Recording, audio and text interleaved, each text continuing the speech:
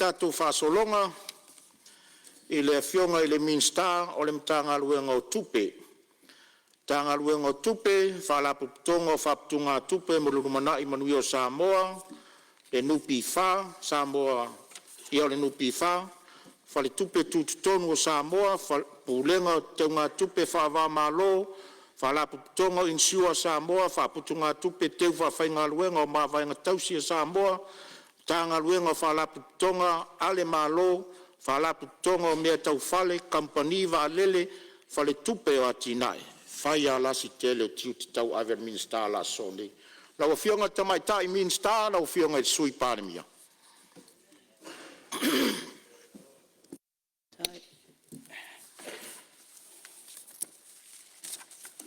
Whaftai lau fionga i le whong petalai. Mai tau atu fōi ua pasolo into neva le pō. Ai olo mai tau ma le tutoa. Olo whapena o na tapua ia pēa. Le whono usu al tātou watu no. Ai o tele ia sā ma utu fia le vai. Ma mamo o iai le tu ia tua i munu u ma sepola ta emo. E mua mua o na o whapoi la autu vanu i opa ia ma o sā. Au ao lele o papa e tia i upanga. Wa atoa fo i tia o tau tianga. Wa sila sa anga lupe o tai au. Wa sani whaamanuao le fesila whainga. Awa ua malu maunu tia seu. Ua le lingo fo i le whongatia. Pata alofa i lawa fionga i le whonga petalai. E ui lava i na watu neba le pō. Lawa fionga le sui whonga petalai. Lawa fionga i le pāle mia. O le malo tutu atasi o Samoa. Le mamalo o minista o Kapeneta. A fionga i sui minista. Le fionga le taitai o le tuangai ma lo sui taitai. Lawa fionga i le sao whapito. Le paia o sui mamalu. O le usu ngā whono al palimene o Samoa. A fio whaululunga o matanga alwenga ma whalaputonga le malo. Ai a le tapua inga whawhia ngainga taulangi. Ai maise o le lātou whaanono manu. A wā se manuia o Samoa ma on tangata. Le mamalu tau we o Samoa o mawhai on tātou whaatasi le mautone. Whaapea i lātou. O lo o maua mai whaasalaunga i lunga o penga ta whailangi. E whaatalofa whaapitoa i sio utu malo pele o palauitas. Whaapea lan tapua inga. Malo a fua ai lau o maua. Vi ia le alii. I lona alofa malona anga le lei. O tātou wheiloa ia i luma o nuu. Ai le utua o nuu. Lau fionga i le whonga whetalai. Ma le mamalo se Yusufono. O le lima ai lea o paketi. Taluna o tūlai mai o minista o tupi. Ina wau whato aulu whale le mauta al pāle mene o Samoa. Sa o nofo i. Umaisi. I le paia inga talwai. Sa o nofo i o. Ai whaftai le atua. Whaftai la wafionga le pāle mia. Whaftai tātou Kapeneta. No la o tau whaia ea. Ma lo o tau whato tuanga. Ua tu tofi ai le whatau wa. Toi tu lai mai. Ewa ai al tamau a inga al tātou watunu. Ua mai eo na whailo. E le awhionga le whonga whetalai. Le matou a inga sātu pē. E le minista lango lango. Asiate tavu. Whaulunga mtanga luenga o tupe. Whaulunga o le mtanga luenga o whaalaputonga le malo. Ai maise ai a mātou whaalaputonga umai pē o na laulawina ma tō laulawina. tapua i maia. Ia, se I whai sa tātou sao. Ai mai se I foi. Ia o le tala o le tupe o lea ua lufi ina I le maota o le pāle mene. Lau fionga I le fonga whetalai ma le malo suis fono. O aso whape nei, o te mana tua I pēa le vāvenga na whaia Yesu. I le moto tangata. Ina ua maua tala I le ngaluenga wha amalo loa le ali. Mao lo o moli mau le mātai o sfulfa. I whapea sa whatonuina Yesu la nauso. I se mea ai mo le whanga ina o le moto tangata. Pe tusa ma le lima afe o tane. Ai le ta ua ai whawhine mtamaiti. Ana tali le au so o ya Yesu. Hele ai ni a tātou mea ai I nei. Wana o a reto. E lima ngafua. Mai ai lua lavu. Lau fionga I le fonga whitalai. O le pōlenga ma le atu ngalunga o le au so. O na pāua lea o le whaapolopolo o lo iai. Ua fesili masalusala o le au so. E whapewhea o na lava. A le afo I se vave. Na te mawhai ai o na whaasoa. O ai fo I se poto. Na te ngafa tau li maina le uti ua iai. E tasi lava le whai tau o le au so. Tā lo whai. Ua pupu lima. Ma ua papau le lau lau.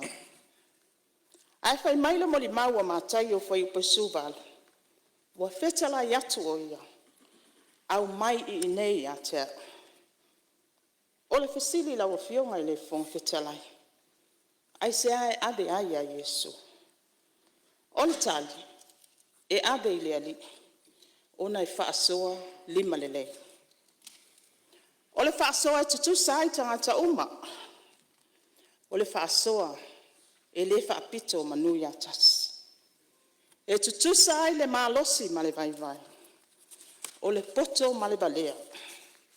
O le taualoa ma le taualoa. O le ali e malie ai lo mana o I melele. Au wā e whaasoa lima le lei. O lona lua lau fionga I le whong whetalai. E ave le ali. E lava matitoe. Ma o le ala popole lea o le au so. Na o na tau atu lava. Wa na o a reto e lima mai e lua lau. Tasi ale whai tau o le au so. E le lava, e le tofu. A le taua lea o le ave le ali. A wā o ia o le ali. E lava matitoe. E na te whaalava so tā le lava. O mea wale o ai le tau apa. O le tala whaatau o le tupe. Lua ono, lua o lua fitu. Tali tonu. E whaau e le ali. A whai fo I wa pau lau. E iai le tali tonunga. E tau masua I le ali. A wā o ia lava. O le ali. E lava matatoe. Ona ai leo I lato o malava. Wa ma o ona, wa lato fu e toe ainga. Wa tumu ai ato isfulua. Ai sea, ina wa ave I le ali. E whaasoa li malelei. Ina wa ave I le ali. E lava matatoe. Lau fionga I le whonga whitalai. E whape nāse langona. I le tala whaatau au tu o le tupe lua ono lua o lua fitu. Tu salaba pe tātou te moli mawina. Le vāvenga le ali I mo Samoa. E ala ilona tamau a inga whaasoa mai. O le nā tura ai o le tangata Samoa. E lasi pea le manao. Mai tupu pea le manao. E le mawhai lava o na whaamalie le manaonga. E ui le uti o le tamau a inga o si o tātou watunu. Ui lea. Ua mai o na whaatatia e le atua le ala fua. E tupu vāvenga le atua. Pea e whaasoa lima le lei. E puna whanau fo le tamau a inga o le ali. Ina ua e alofa ma whaasoa atu. E whaatupu ma whaatele le tamau a inga. Ina ua e amana ia. Tangata uma. i lau whaasoa. Le vaenga le 5 tausanga talu ai. Tupe maua, mai le 5 se lau wafi. Ai ane, ua e whaasoa, i le tesi ma le 2 piliona. Ese le anga le leo le tua. Lau fionga i le fonga whetalai. O le sini au tu o le tala whaatau o le tupe lua olua fitu. A inga. Au tasi i le ngafatau li maina o ati nai. O le vaenga tau lai o le taiala lumana i manuia o Samoa. Na whaasavalia i polu masavai. O se Samoa e mauaa lona whaavai le atua. Malana anganu e mawhai o na ausia se tūlanga mausali. Saonga le mu, mamanuia mo ona tangata anu uma. Lau fionga i le fonga fitalai. O lo utaltonunga, o le fatu lea o le atina enga o Samoa. O le amana ia o na tū maana anganu. O le tātou whaatua tua i le atua. O le wha mautu wina ma wha mausali a inga. Manatu o le tātou matafa ioi tau ale whaatasi lea. Lawa fionga i le fonga fitalai, peo na sila fia. E le whai ngō fie le tāpena ina o le tala whaatau o le tupe. E se fulu 2 masina o whaatino pea nei tāpenanga. E taima taali i pea le tūlafono o tupe. Whapeta i ala ma whainga whaavai ale mano. E 5 taita ina ai le tū whatasinga ma le mataitu ina. E sā ili e tāpena pena. E tau fuafua e tala noa ma whaasoa pea. E fitu na ina ia mulmuli tai pea i le tai ala lumana i manuia mo Samoa le whainga malo. Po ava enga o lo ave iai le whaamua mua. O le tāpenanga ina ia lava ma ia au le whaasoa. E whaatino ai fuafuanga mo matanga luenga uma ma whaala putunga ale malo. E tāpena mamau a wā aso leanga. Ina ia lava le whasoa ma ngafa tau li maina. E mata i tū pea po wā nisi a wala fau. E whaatupu ai pea le tamau a inga maana tupe maua. E le ngata i le whaafiso tai wa ainga tau lai al whainga malo. Ai tuli matai fo i whailo ilu. Ma wa ainga tau lai a malo au whaatasi al Pasifika. Po o atu langa al tamau a inga. Malu i tau o atu nu o Pasifika. E le ngata i lea i matai tū fo i le tū langa al tamau a inga o le lalulangi. Whapea ai malu i tau te tele o le lalulangi. E whaatili lau mea i ai le wa ainga mamau. Lau fionga i le fonga whetalai. I le tāpenanga al tala le tupe. O lo i ai lava whailo ilo e fua i ai le tū langa al tamau a inga o Samoa. Po o le lei, po o alu i luma, po o anga i fo i tua. O le tamau a inga, o lo o si tia pea le tātou tamau a inga.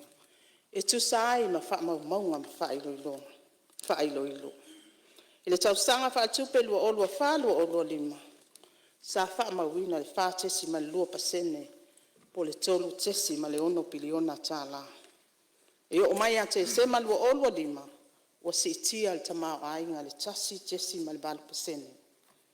Tau o soifuanga, o le whailo ilo mo Samoa, ina ia awane i sili atu, ma le 12% le tau o soifuanga. I le tau sanga wha le tupe, sa wha mauina i le tesi ma le 1%, e o mai a mati lua o lua ono, o pa u atu i le tesi ma le 2%. O tupe wha leo, no wha mauina i le tesi ma le 1.2 piliona tāla. O tātou tūrisi po tangata tā whao mai whafo. I le tausanga wha le tupe lua o lua wha lua 5. Sa wha mauina le lua se lau ma le iwafe. Whai taua wha i tūrisi asi mai Samoa. Ma tupe maua, sa maua mai ailo nā wha ingai ono se lau 5 malulu. E o mai a mati lua o lua ono, wha mauina le wha i tūrisi. I se lau 5 wafe. Ma tupe maua ilo nā wha. E 5 se lau 10 miliona. Ai a tātou tupe wha momoli. Le tau tua vai a tātou tangata. O lo tau tua ai tau malele mai atu no i whafu. Sa whaamauina ai lea whainga o tupe whaamamoli i le iwa se lau tesi ma le 1 miliona tāla. O ai tālafu, o loo solonga le lei le tātou tongi ai tālafu. Whaamaumaunga o mati lua olu ono, wa iai nei tātou ai tālafu le mālo i lona wha. E ono se lau iwa sifuru iwa, tesi ma le 5 miliona tāla. E tusa lea ma le sifuru iwa, tesi ma le 5% o tamau a inga o Samoa. O se tasi whailo ilo tāua, o le mativa ma le le tangolia, ma le le tangolima. Po le tātou multi-dimensional poverty index. Ma le vai tau sanga lua ota si valu lua o lua tolu, e tusa ma le 5 tau sanga.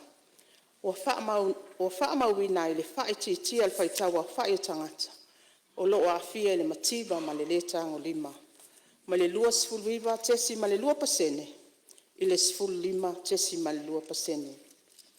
O nei whaailo ilo, e whaavae ato atoa o na maua e tangata po ainga.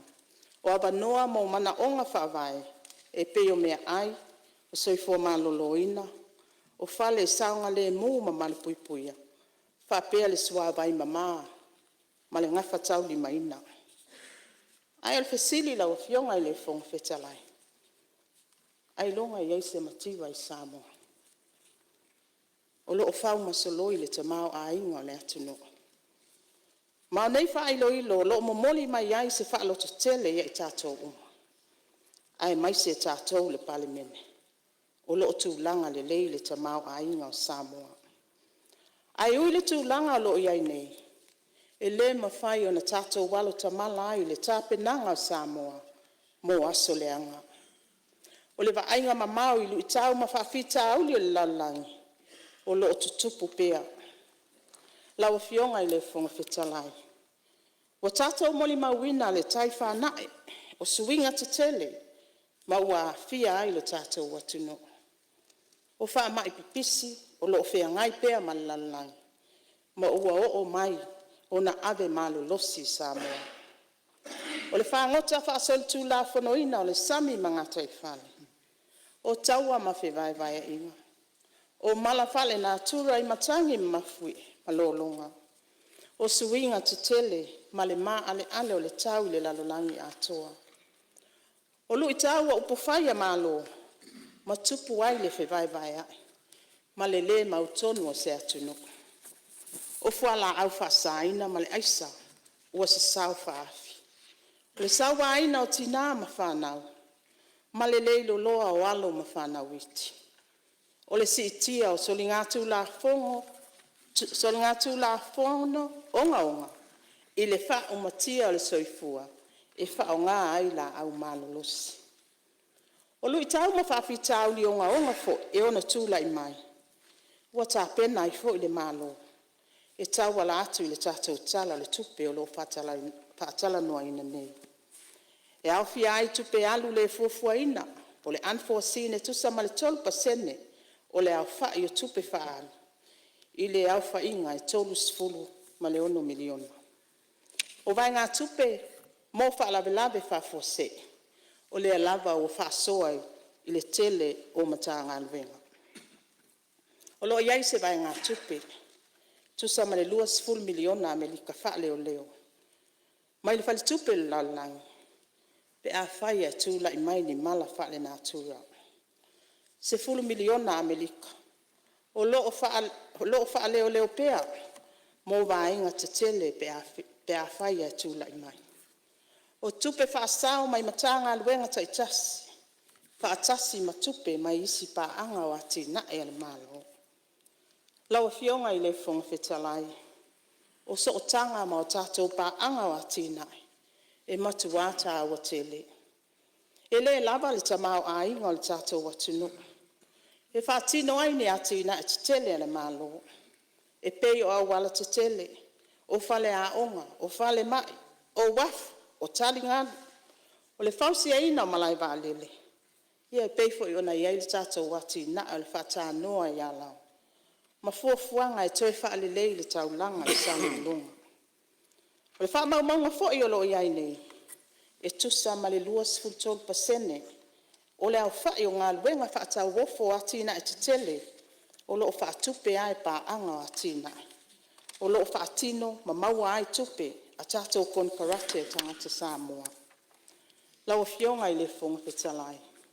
E tā au ai pēa le tātou so o tanga vāvāla lata, mā tātou pa anga te tele e pēi o le ADB, o le World Bank, UN, Australia, New Zealand, saina Japan, maisi a tātou pa anga. Laua fionga I le fonga fetalai. E tūlanga ese le paketi le nei. Pea ona whaailo le taimi o whano, le lima I le au paketi. Talu ona o tūla I mai, o le minista o tupe. Ona I sea. Ono o pea ona saunua fo'i a fionga I minista, le sa se e lua o le minista o tupe maua, ia o la fonga, ia e mai se fo'i o tiuti.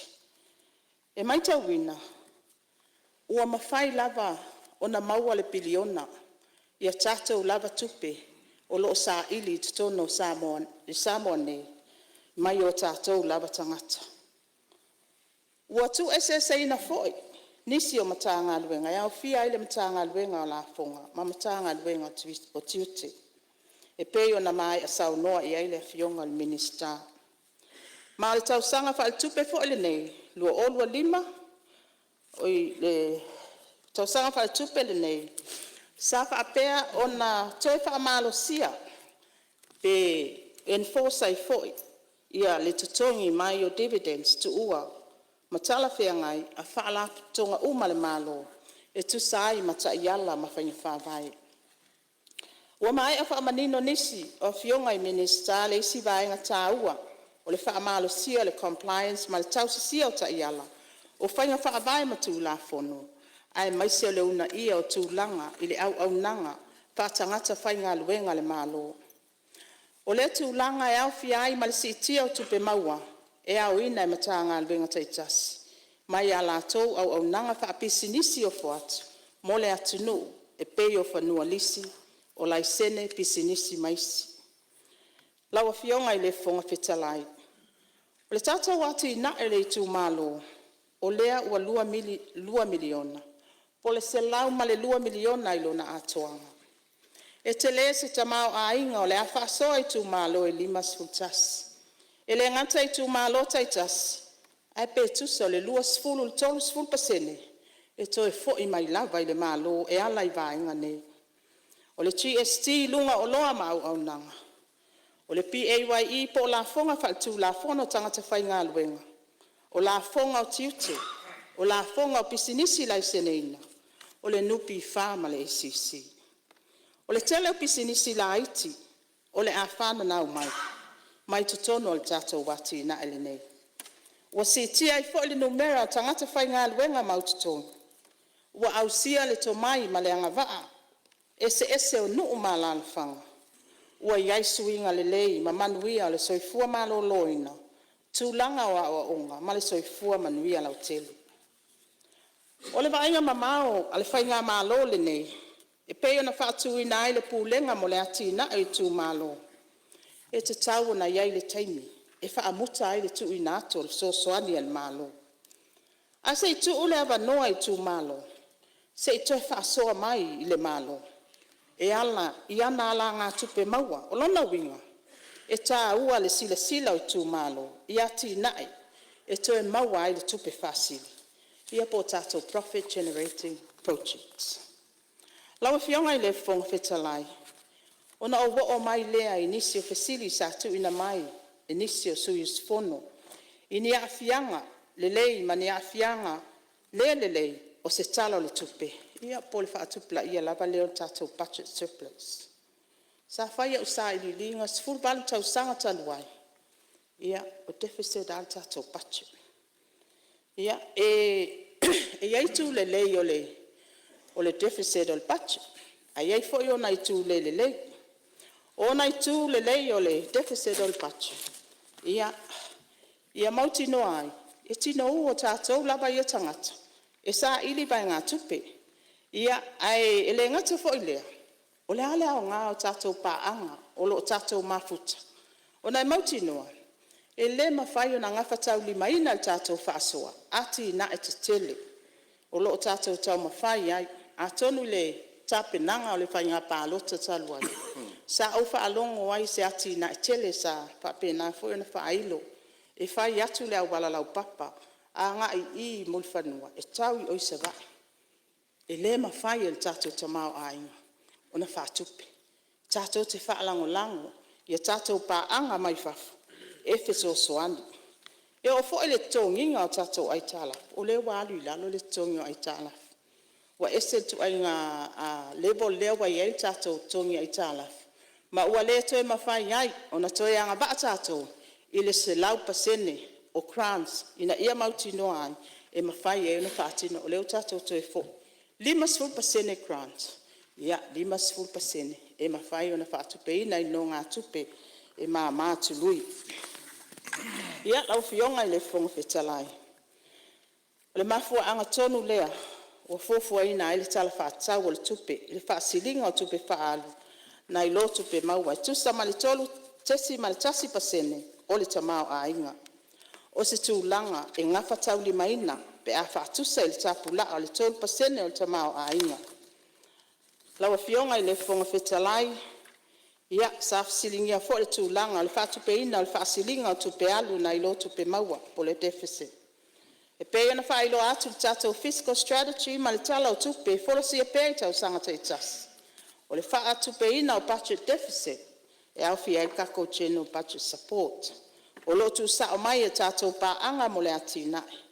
O tātou cash reserves ale mālo, I lalo le mtanga anuenga o tupe.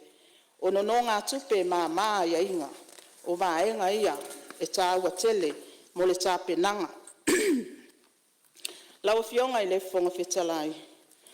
Sa whesilingia e nisi o sui, le ngafa tau limaina, e matanga aluenga o na whaatino ngā aluenga. O loo au ili atu ia lātou fua whatatau po whailo ilo, ia po tātou key performance indicators. Pe a whatusa le tu iti tio tu pe whatatau mo ngā aluenga whaatino. E fia whaamanino mo le sila fia le maota. E lea tatau na iai se a fianga o fua whailo ilo. Ona o le whaititi ai o tupe whatatau po le abanoa o tangata whai ngā luenga. O lo tu mau lava le una ia le mālo ma tā ngā luenga ma whaalapo tu patonga uma. Ina ia whaawau le lei ma le sitia o au nanga. Whaamalu sia vai ngai abe iai le whaamua mua. Ma whao ngā tatau o puna oa. Ina ia mawhai o na au sia tau nu unga tuli loa. Au wase manuia mo tangata anu o Samoa. Lawa fionga I le fonga whetalai. E iai ni sau noanga na whea, pe fesilingi ai fo ile inflation. Ia atonu wa tele ia tātou sau noanga foi. Ia ale tele a tātou minister sa whailo ai tātou vainga o le inflation. Lawa fionga I le fonga whetalai, ia na fesilingi se tasi o sui, se fuafuanga le paltupe tu tono Samoa. E matai tu inai, whaale tū la fono, tului o no ngā tupe, a pisinisi la iti tau tupe. Ia, le taimi le nei, mo si le fia lau a fionga le fonga whetalai, ia mai se fo i au sfono o palemene. O loo whaanga solo le ilo ina o tū la fono. Mo le au wina mai lalo, le whaava au ngā luenga whaaton tono, le whaatupe tu tono Samoa. Ia pisinisi la iti tau tupe nei. Wa mai atu sia, tū la fono tau whaau fia tolu. Mo le whale tupe tu tono Samoa. E whaaton tono mai le whaafoina o no ngā tupe. A pisinisi whaino no ngā tupe. O whaalapo putonga whaino no ngā tupe. Mo tangata ta ito atasi. Whaapea mai uni no ngā tupe. E pea na whautua ina e sui mamalu. Se tasi leo sini au tū.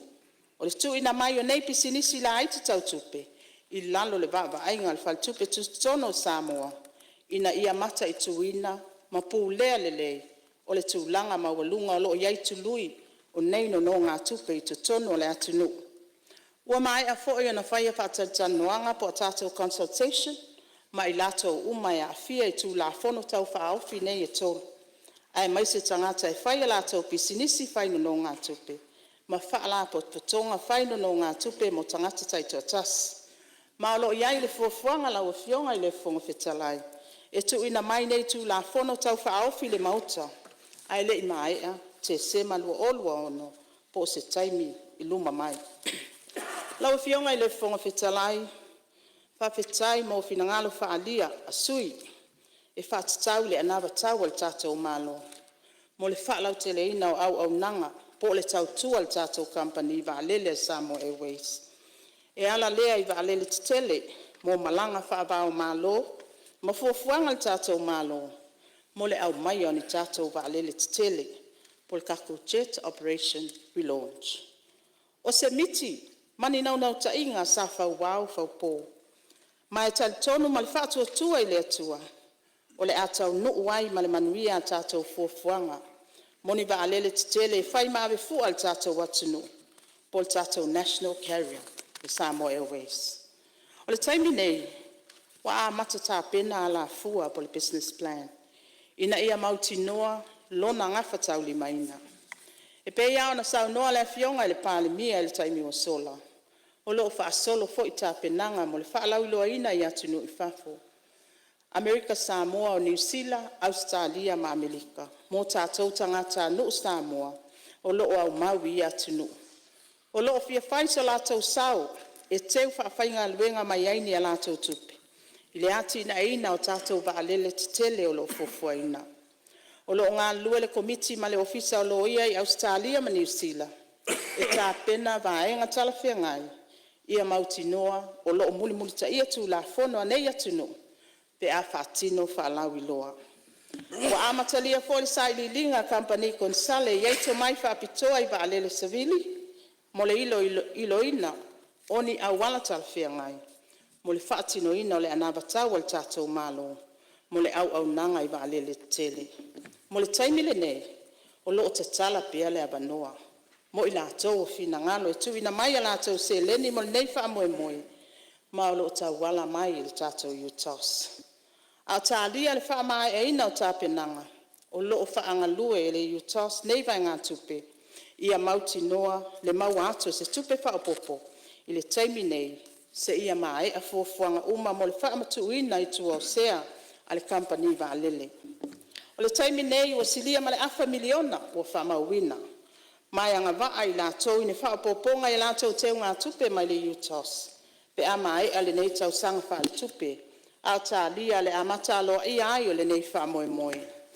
Lau fionga i le fonga fetalai. O te vai lupe ina lava ma le anganga wha alo a o se malure sa o lau fionga te mai tai minista. Ia o manatu foi o tauna whaisina tātou malolonga o fōu mai le malolua le afia fitulau. O nau manatu lea. La whatatia ese ngā ruenga le whono au whaitu la whono mo sina tātou malolonga lai titi. O le a whauau saunoanga le a fionga te maitai minsta o tupe pe a tātou fo i mai le malolonga. Au whaitu la whono mo le malolonga o loo saunua tari whaitau le fionga le minsta o tupe. O te tāparo o fionga le minsta mo le whauawino lau saunanga. Whaftai lau fionga i le fonga fetalai. Manatu fo i ua maus whaasiri ngā mālosi ale. Sui whai pule le pāle mene. Ia ai mai se fo i ale tātou sa whainga. Whaua watu se tali ale minista o tupe. Lau fionga i le fonga fetalai. E leo pō mala e tupe ngau e tusa ma le iwa 12 miliona tā la. Ma i tā la fo sili atu ma le 12 miliona tā la. Talu onto e whaatino ina pisinisi o waalele tele ma tau sanga lua ota sfitu. Se ia wha muta aloa ia iuni lua o lua. Ma o anga fo ia o mea nei o ati na et tele ai tu o noa. Ai o le anganga wha anga e tia ma le whaafta iai le alofa o le atua. I te tono le whaatau sanga talu o na pale mai le whai ngā mālo. Ua maea o na tutongi le sili atu ma le fitus fuluiva miliona tā lao nei ai tā lafu. O se tema lua olua lima, sa tutongi mai ai el Samoa Airways le dividend, e tasi le miliona tā lao il tātou malo. Ma o se taimi mua lea, talu mai le tele o tau sanga o mawai. Pato a mawhai e le tātou company va lele o na tutongi mai se dividend le malo. O lotu mau pea le lei o le whatinonga Samoa Airways i ana pisinisi au tū. E au fia ai whi malanga inga i le vāo Samoa matutuila. au nanga I malai ba lele mauta fe avea I faleolo.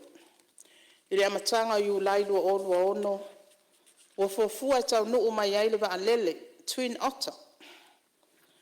Wa fa foi kanata ile tau sfutolu miliona tana. Ma se tasi leo ba lele e lua wa fa lele atoa. E au noa mani ai talafu. Ina ia si iti ai le saunga le mu male lele o le au nanga. Lau fionga I le fonga fetalai. Wa faalo sa mo e wei se vai ngā tupe tusa mal 10 miliona. Mai ana lava tupe maua. E whaalelei ai masini ma seta. Wa mai a foi ona su e tusi o li poti o tupe mo tau sanga whaal tupe lua olua tolu ile lua olua lima. Ma ole atu ina mai le pale mene. Ma wha maoni ai le si itia o le manuia o le company. Ma le tūlanga ngau ile toe tongina o ai talafu. E ui le mawalunga le tau o le sua au utalu mai a mati lua olua onu. E le isi itia lava tongi o pāsese. Pe wha iti itia whai ngā malanga. Ma o le teimile nei. O loo wha au au pea. Ana au nanga masani le vāo sa moana lua. Lau fionga I le fonga fetalai. E peo na la ngā e nisi o sui mamalu. O loo ilo pea le tātou company se fuafuanga. Mo le toe amatalia o malanga whaatulanga ina musava. O lo to ala ititi le ilonga le taimi nei. O na le sitia mawalunga whaafua se e le tau sua. Ma le tuai o na tau no mai o le tātou wa lele o lo whaalelei am whaafoi kanata. O le wha moe I mawhai o na whaatau no ina le nei au nanga I se taimi nata mai. Ai mo le sila fia le maota. Ma sa moa o lo whaafonga mai. O lo mawhai lava I le taimi nei o na tongi pau le waalele. Moni malanga mana o mia whaafua se I le vaa le malai waalele I maota. Mawhanga lii po whaleolo. Lau fionga I le fonga fitalai whaapesui mamalo le palemene. E peo na ota ua mua. O le seotanga matatou pa anga watina e tawa tele.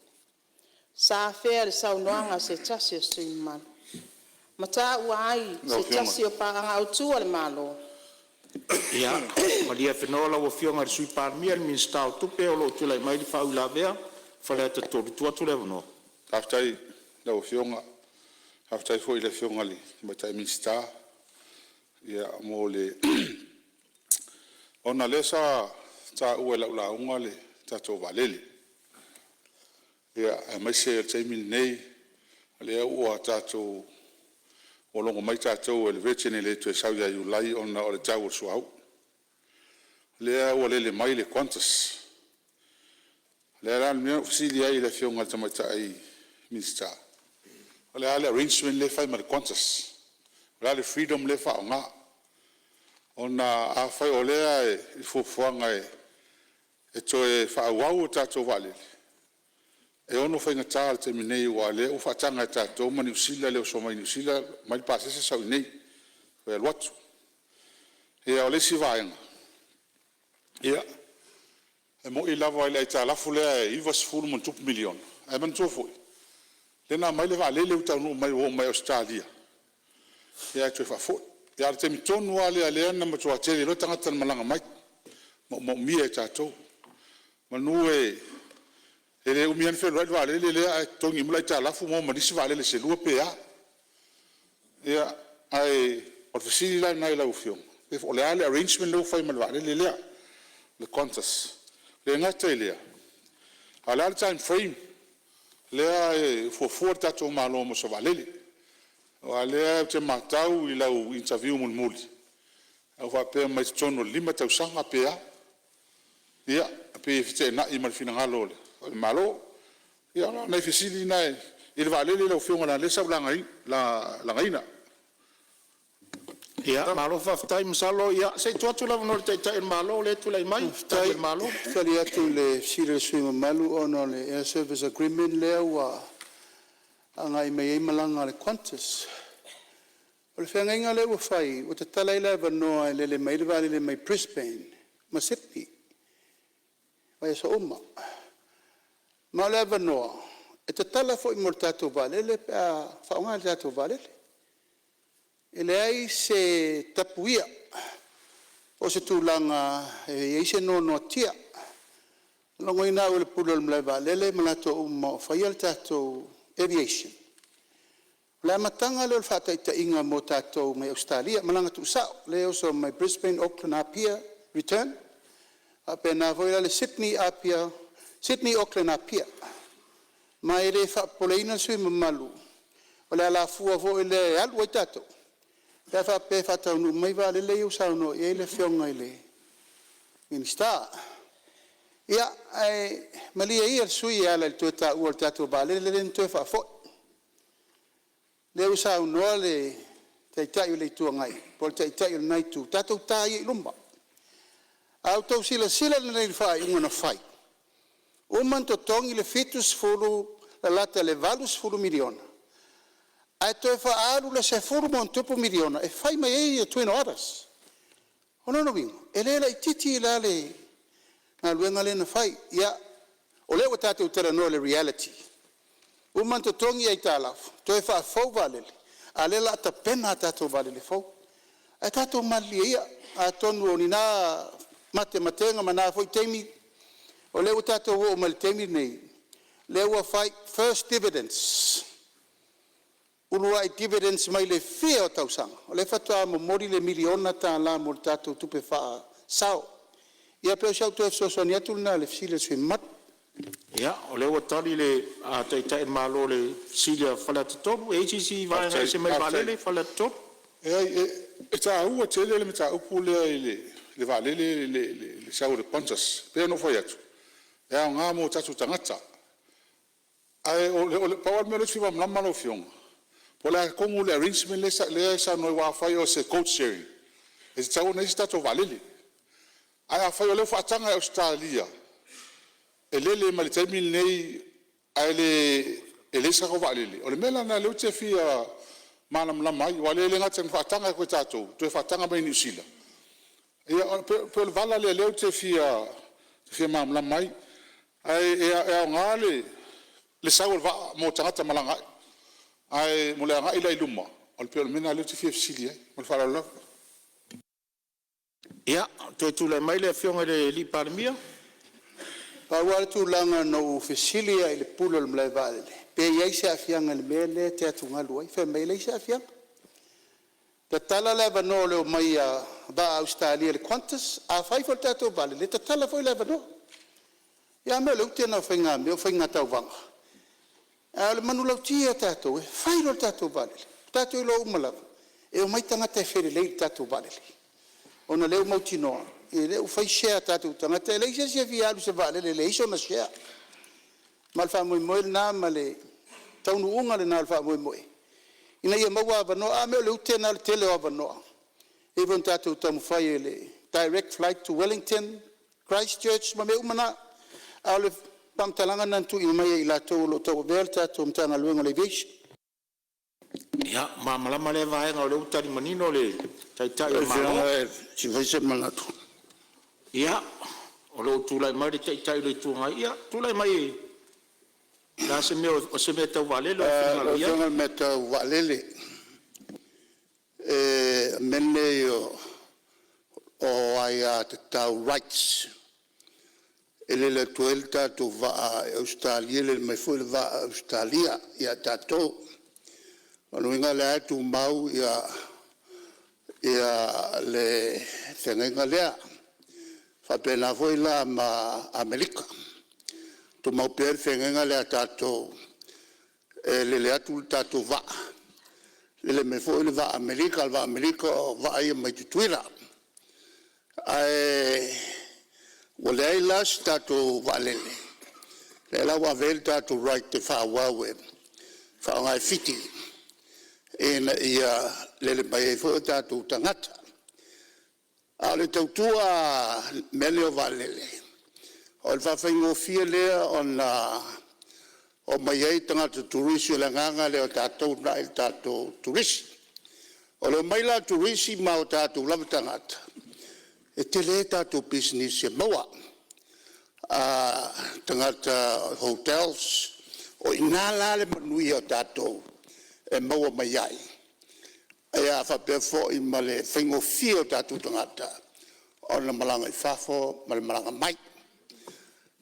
O le tūna tā ua lau whionga le whongtalai. Ia whaingo fie, o na malanga e tai mia ngā wai. O le tanoa whola le ngau. O na tau putonua na le pulenga I whai. A le leia la le whilinga le pulenga. E lise me tau e le ngau. O le tūlanga na la iai fo I fiti la tau.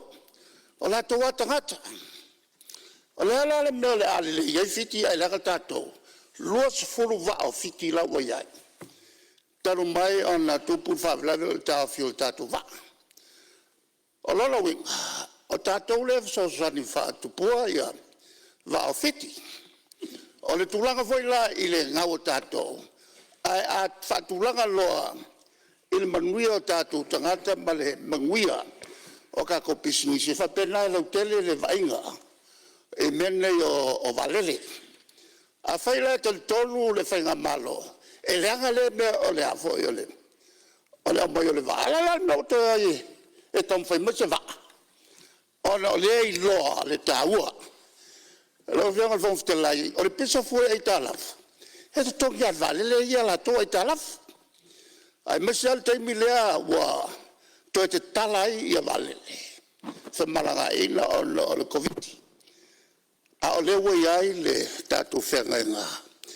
Nā o tō suafe ia le afo I le lisi.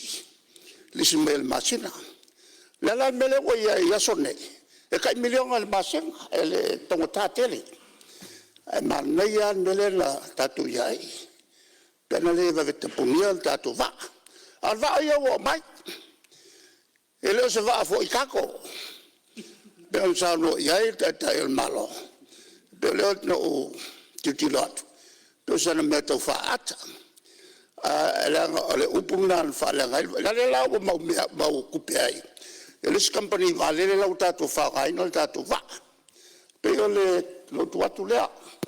Le wa mau atu na fo le finangalo lau fionga le te tai le tuangai. Ia I furi mana tatu whaase e se ia mo ia vai ngol valili. Ioi.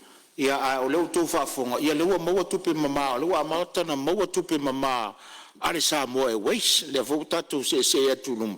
Ai tātou la lafo ia I le mālo lo tūla I mai, ia lātou fufuanga tawaf, a ka kokoe o me karangore wa lelele wong kausanga o koe whaafoi. Ia I longa o tātou tā I luma pe o launga aki e pikopo. Mele, tūlai mai lau whionga le minstafa o au lau saunuanga? Lau whionga pe mostafa noa.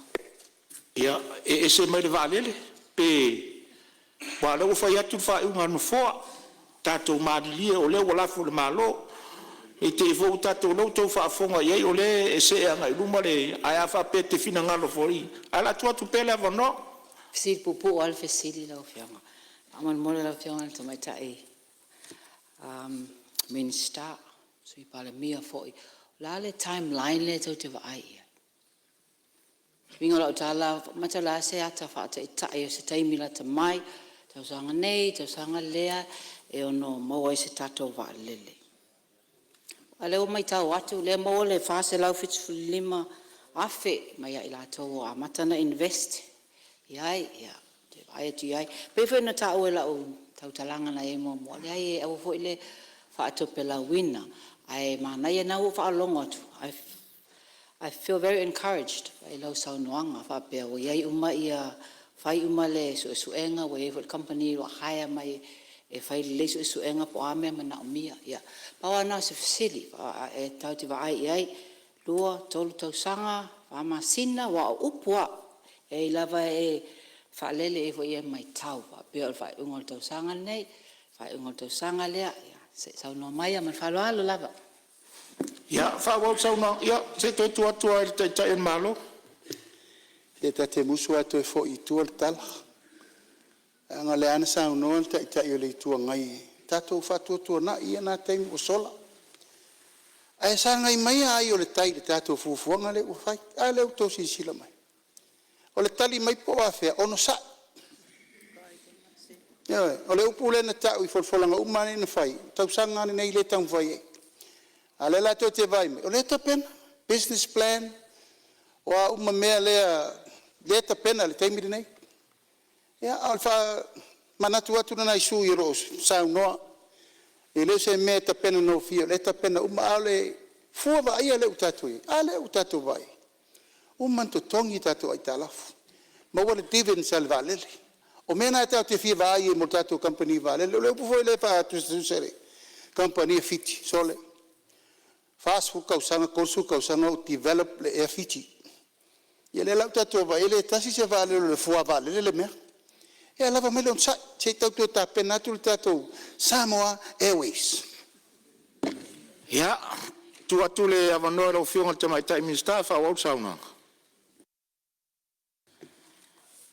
Whaftai lau whionga le whonga whitalai, manatu fōi o nā ua mālama lama ia vāenga umai peo na fsilingi a ngā i tātou vālele ia o le to aiwa māsina talo tūla i mai tātou whainga mālo, e fōi wai ia tātou fōfuanga mo le anga i luma. Peo nā o tā ua mua mua, o le se o tanga mā tātou pā anga o atina tā ua tele. Mai o le sā whea e le se tasi o saunoanga sui mamana. Ma tā uai se tasi o pā anga o tua le mālo. Ma whapea mai o se whamatalanga mai le ADP, e whatau le atina le vaa lele o lo fofua nei. O lo i tutono le Hansard, whapea, o whai mai le ADP, it's a financial risk. Ia, e popo e ala o tā ofi lau fionga le whonga whitalai. Ina nei sa ia fua le maa ave le fua. Ai le se whamauninga, o nei whamatalanga. O loo talitonuina pea ma mawhanawhana e whainga pāanga le tātou mālo. Ia ma le tātou pāanga le nei o le ADP. Lau fionga i le whonga whitalai. O loo whamauina le tele o saunoanga nisi o sui mamalu. Na o le atina e o le waa. Lau pāsese o le Aurora. O whamauina foi upenga te whailangi le mālo. Le talia le ofisa sili o pūlenga o wafu mtaulanga. O le whaalinga le nā o le tā ua o le nei atina. Mai le fuafuaina o whai unga na whaia, ai maise o le sona tā ua e toi pōpō, ma wha malo si ai pēr whainga whaavai, ai maise le vainga ma mau le malo. Mo isi fo ia nā tina e fuafuaina. E wha mawhai se tali atu i lo tūlanga wha minister mta ngaluenga wha la tonga. Ma o le minister fo e umia sea i whalaputonga, ni le sona. E mata i tūpea le malo, i le fuafua ina o anati nae. Ina ia sosolo le lei ma le taiala mo lumana i manuia o Samoa. Ai le ngata i lea, o le anabatau na mafua ai o na whaavai, i whalaputonga e nei al malo. Lau fionga i le whonga whetalai, o se vaenga tā ua i fia whaamanatu. E lua lava au wala o lo tu ina tuai au nanga le malo i si o tātou watunu. E ala lea i ana mtanga alwenga mwhala tonga. O mtanga alwenga i whainga whaavai li o aitu la fono, policy making and regulatory role. A o whala putonga i au nanga tu ina atu, po tātou service delivery. Ai o lo iai fo i au wibia le malo, o lo whaanga i o iai na ati nai, ia po tātou CDC process. E au fia ai le matai tuina o nei ati nai. E le ngata i le fola o vaenga ma oti po tātou sector project monitoring. Ai o le matai tuina. Ia, malia whenua lau whionga na minister o tupe o lo tūlai mai le tai o le tuangai. Leo o matau le sananga al minister. E whatau le vaalea na whatau mai. O mai e se tusi whalau loa pe whase ai, whaurulunga o ntanga luenga. Ia te awaia, walawa le whasisilanga al palmia. Asa ulo le whasisilanga al palmia, woma. Le tūlanga e le toe o mai o se whamtalanga. Pe e whatau te e le whasisilanga al palmia. Ia mena e le tāwhengai, ia pola. Mele le tauna toyo ia le saunanga al minister. Ia, whamala urua tu sui. Le angor tiu te tau ave lava leo le minister o tupe la tau. Ia na ne e whaitau fo imi se tūlanga o lai. Atali al pale mia ia e peano fet. O le collective responsibility le whakapeneta. Pe tali le minister o tupe pe tali le pale mia. Ia, o leo o whasisi latu. Ai leisi anga whapena e whaitau te elisi minister. I le whaasisilanga wa mai, ona whai il pārmia. Tula mero whionga le minsta sao no? Whaftai lau whionga le whonga whetalai. Ia, unga o lo tau abe ina i le tūlanga wha minista o tatou MPE. Ai pe o vaenga i o lo tau mwhai wha manino atu. O ani le sona tāua, tūlai mai. O ina e pōpō wai wha i unga le tatou whai ngā malo. I nisi fo i tatou wati nai. So, o vaenga la o lo wha soa tuai. Ia e tāua. Mai o le whai unga le malo mo le vaa. O le isi lea le sona tāua e whao popo i mautau abe mo isi ati na e lumana. Mua, e tāua le tatai o ati na e mafuafuanga wha alapatonga i lunga le anaba tau na wha vai ai. Ai le ngata i lea o lo o iai le fuafuanga ma le ta iala mo lumana i manuia o Samoa e te tau o na lalanga wha atas. Lona lua o se vaenga tāua lea e abe iai le wha mamafa o le wha ato wha la inga le ta ita i fono. Ma komiti wha atono wha alapatonga ta itasi al malo. Ai mai se ai o le fiso o ta inga va la lata ma minista ina ia soa le pule. Ma manino ai au o whala i ati na. Ia mauti noa o ati na e una ia ma si itia ai au nanga le wha alapatonga. E o ngā tusa mana tū la fono ma whaing wha vai. A whai o se ati na e avea ma se teu ngā tupe po se investment. Ia wha mauti noa le komiti wha atonu. O loo fiso o ta i le lei ma le mafua anga na wha vai ai se wha la potpotonga. O le whātai ta inga la tamai, o le tatou pūlenga wafu mataulanga, o so o se ati na e wha maite mafuafuaina le komiti wha atonu ma palaputonga, ia mauti noa e au si aina na sini au tūwhaltu la fono. O le pūle aina lea wafu. Male mulimuli, a whaiwa ieni tupe whaasiri e whaalaputonga ma le whaatino ina o lātou au nanga. O loo manino lava tatou whainga whaavai al tatou MPE. Mo le tufa ina, ia o tatou tupe whaasiri, po dividends. Ia, manato le saia le nao whainga mea. Ai maisa nau ta inga o tatou malo. Ina ia mawhaia i lava e ona i tūtino. Ona toenga lue ina, ni tupe whaasiri. E fisosoani ai isi ati nae. O le malo. O isi fo ile sona. Ai maisa isi ati nae tele. E pei o malaiba alele whaitu langi po le tatou Regional Airport mais. E au ngā tele mo le tatou malo. Ai maisa i tei fono. O komiti wha atonu, ma pūlenga wha alaputonga uma le malo, e whetu una i ai a lātou wha atou wha la inga. Ai le ngata i lea o le toi wha malo sia, o le usta ia o ai a inga. Au waolo i ai lava li poti o mtanga alwenga o tupe ma le tatou MPE. E ilo ai ati nae, e le ngata ilo na so o tanga wha vai, ma le wha le tūla fono. Ai o le taunu unga fo i o nei ati nae, i ona tūlanga o au tele. Ele ngata ina ia wha manuia i nai le tātou watu nui au nanga le lei masiri atu. Ai ole ai tupe maua i wha laputonga. Ai maise, ole tufa inga o tupe whaasili e tuetu ina mai le tātou malo. Staff sitting yes tasio sui mamalu le whaso soa ina o tupe mo le community service obligation. Ia po le tātou 5 miliona lea po CSO. Wha laputonga o malo si anga wha el tise le APC. Ia, ma lia whenore minsta, i olo tūlai mai li whauila avea whale atu Ono leua, me ese le fionga le mista ma le MPE le sa ta ua. Afa tailo. Ai li a mai le vaa. Si le fia le ele, pule le MPE ma la tu na matu tala noa public accounts. Au fi sawa ye. O fea e a mai ele feng fa vai lea o tu ko mo foi mai le vaa. Long le coupe. Long mai o el samo se pine coupe i mai le vaa. Ma le spa. Long mai le si e so i el malo, le si e so i el malo. Fenga mai le feng fa vai fu. Kai minga i me le vaa. Na mo le nga fa kanga oi. Fa kanga tom tanga le nga le feng. Lua. La sa fa ko nga pa o cherry fole i pisi le wo la lo cost. Le wo man coupe. Le la wo ko la me ke le fa le ko mo le wingi. La o fionga. Ngai vanga sa avi e ka sanga lela o mangi ka ko pedi ka sangi. Ka ke le ala fa inga ko pe mo. Ke le ala fa inga ko pe mo na mpi. Wa pa o mo la. Ka nu fa vai mai. Ale sa o le la o fionga. Le mafu anga fa vai.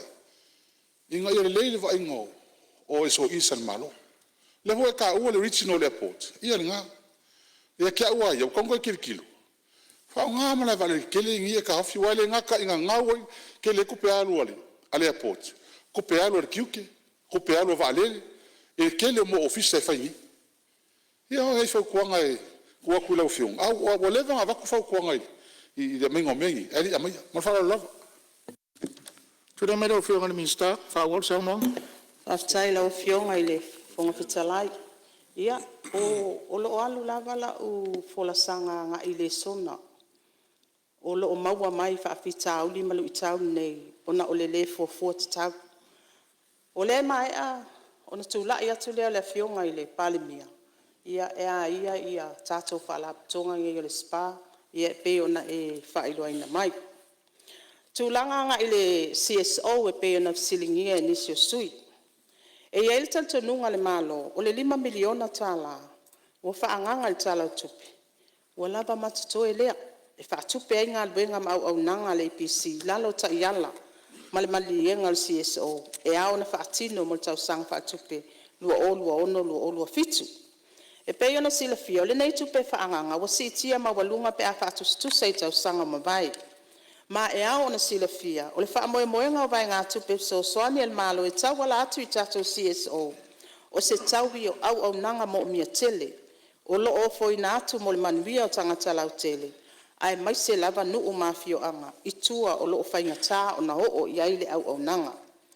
O lo ngā lue whaatasi nei le mtanga luenga tupe, ma le mtanga luenga whaalapitonga le malo po le MPE, e toi ilo, ma wha malo sia le ta iala o le CSO, ia po tatou CSO policy framework, ma le a whaia fo ini whaatatanoanga ma le EPC, ina ia manino vaenga, mangaluenga, e anga vaa ai le neif so soani. Lau fionga i le whonga whetalai, sa iaini manatu whaalia, po whautuanga anisi o sui mamalu. E whetu na i pe ave ese ai la whonga i lunga le tau suapu, ma e wha autu uma le tu inatu leo se so soani le mamalu le atunu. Ona le siti a pea o le tau le sua ua iai nei. Ai tal tonu taufi. E ao on tātou tanga i mua le whao ngā ina te tau le sua. E tau wala atu i awala ese. E wha titi ai le se ona whao ngā o ta amale. Mo le silafia, ua iai le Energy Crisis Response Plan al malo. E wha tapula ai le numera o ta avale le malo. E whao ngā mamata i tū fo i le whao ngā ina, i le whai unga le vai aso. Wha pea taimi i tū ato i tū la whai ngā lwenga. Le fo iwa iai le so soani e wha nganga ai le vai ngā tupe, o le se lau miliona tā la i le tala wha tau o tū le tupe, e lango ai le saunga le mua malo sianga, ma le puipuinga le mamalu le atunu, ia afianga, ma le si itia o le tau o sua au le lalangi, e tau ala atu i le wha tu mawina pea o le tau e le tise ma le sua vai, e pei o na iai nei, ma o se fesoso ani tele lea i le tau o le soifuanga. O la fonga i tau suau, o whawa ina i lalo tu la fono whafuenga o malo si anga lua o. Ia po tato Energy Management Act. O le Petroleum Levy, o lo iai nei le sfulu sene le lita. Ma lo wha moe le malo, e au ina mai e le sfulu 2 miliona tala. I le tau sanga wha le tupe lua olua fitu, lua olua ono lua olua fitu. E so soani ai i le wha tupenga o tala wha tau au tu le tupe. E pei ona sila fia, o le si itia le tau suau. E mafuli lava lona mafua anga i pesuia inga o tau i maketi whaabao malo. Whaapea wha le tonu i au nanga. Mole au ina mai o oloa. Ma oloa a fia o mai le lalolangi a toa. Lau fionga i le whonga whetalai. Ia e le toi wha iloa le wha ngasolonga. Tala le tupe se fulua maasina o tāpenanga. Sa fea fo ini saunoanga se tasi sui mamalu. Le lui tau le tuai o public accounts. Sa o lele le saunoa. Mai le fofo i le tūlanga. O lo whafonga manino ofisile o mtanga luenga mwhalapatonga uma le malo.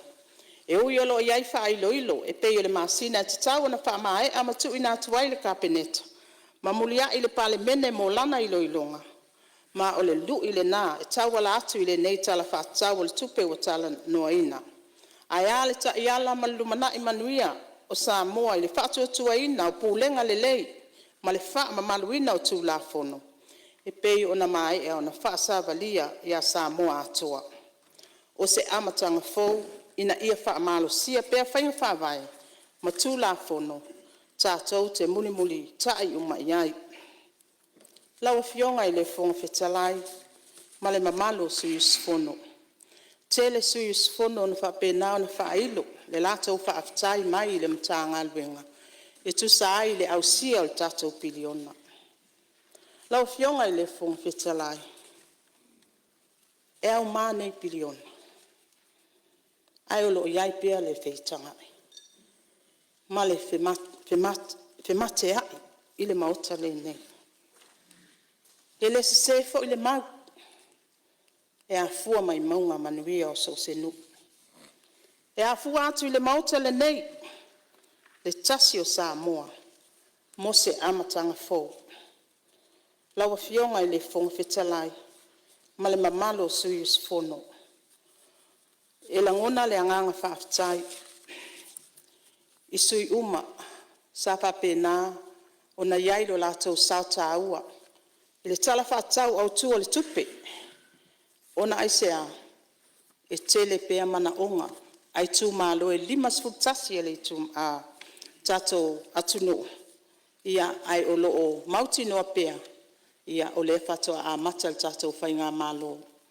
Manatu foi. E tele ni vaenga wa maita winatu. E iai le ava noa ta ua. E whaatupula ia ai. Ia tupe maua. I le tele o nisi o matanga aluenga. E peo na folasia e minister. Lawa fionga i le fonga whetalai. Ia manatu. O le mai ai lea o le tali atu. Inisi o pesiri sa tu ina mai. E tu sa ai o le tato tala le tupe. Ai o tele inofo i lalo. E whale o ina le anganga whawhitai. Ia o matanga aluenga. Lawa fionga le ofisili sa le titi. O le tato matanga aluenga o tupe. Lawa fionga to ala. Ai mai se i fo i o le tato matanga aluenga. O le MPE. Ai mai se i fo i o le tato whale tupe. Tututono Samoa. O tato whale tupe. Ati na e Samoa. Ia ai mai se i fo i o le nupi wha. O le Slack. O le Sifa. O le UTOS. Ia ma le tato Samoa Airways. Samoa Housing Corporation. Ia mai se i fo i. Ia o le tato minister lango le mtanga aluenga o tupe. Manatu lava e le whaingo fie la o tonga aluenga. E momoli foi le anganga whaftai matanga aluenga uma ma whala tonga le malo. Ona o le tauwaba mea ina, ma le tuu whata singa. O le tato utala le tupe, manatu e le whaingo fie.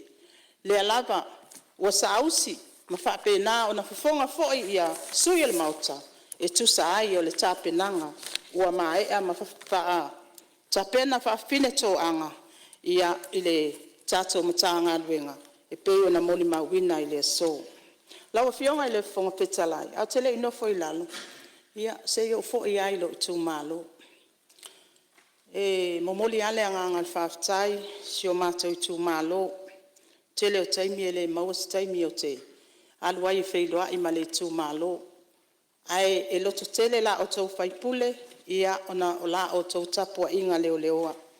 Whawhea ngai ngai so se whata whai taulanga i tutono palauritas. Whaftai la o tau tapua inga ma la o tau tatalo leo leoa. Pulenga ali in whaipule mai tanga. E o i whai lalo. Whaftai la o tau tapua inga ma la o tau whano no manu. Ma whaalo tele mai i la o tau whaipule. E manu i ai whaiva. Lawa fionga i le pale mia. Tai o tātou mālo. Whaftai lau whaia ea i le whatau waa. Ma whai ai o na e au mai al whatua tuanga. O te tau awe ina ai, tiute mamta whai oi. O le minister o tupe.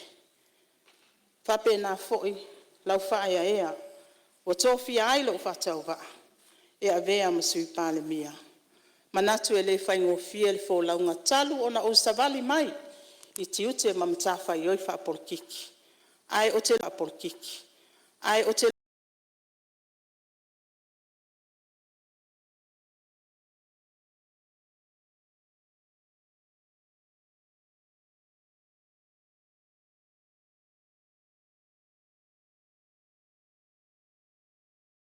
Sa moa I lau tapua inga, whaafitai, manu te leina le afiafi. Soifua, ma ia manuia.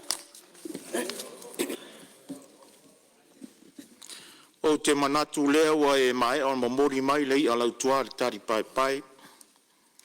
Ua mai a foi o na sui le ula a o se titi ua e fatu. Whamalole lo tutele, whamalole le whalongolongo ti ngā I lau a fionga le tamaitai minsta, lau a fionga I le sui pāne mia. O ni au po le atunu, e tātangata lava le ationgi, ia ai pati ta oto lava le whepo. Ia whamanu atu le no foa, malo ta wivi lau a fionga le tamaitai minsta, lau a fionga le sui pāne mia, whamalo foi po le sili, le ofisa sili o le tanga luenga o tupe o le tātou malo, ia ma le lau tele o tau o lo ngā lulue le ofisa o le tupe le tanga luenga o tupe. Ma lo whaafitai lo tau tua tunu, le whaalongolongo ti ngai le au ma le po, ma lo whaafitai whamanuia le atua ia te utau mo lo tau vala wina.